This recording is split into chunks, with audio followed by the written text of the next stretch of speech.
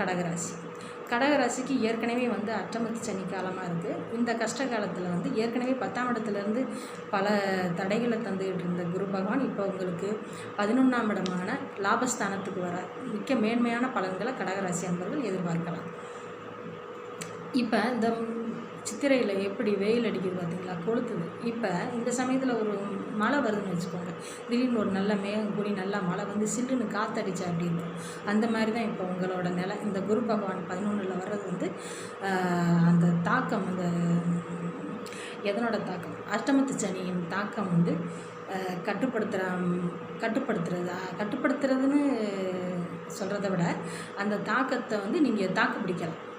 இந்த 11ல் வர குரு பகவான் உங்களுக்கு ஏற்ற பொருளாதார வளர்ச்சியையோ நீங்கள் விரும்பக்கூடிய செயல்கள் எதுவானாலும் உங்கள் முயற்சிகள் எல்லாமே வெற்றியடையும், நல்ல நிலையடையும்.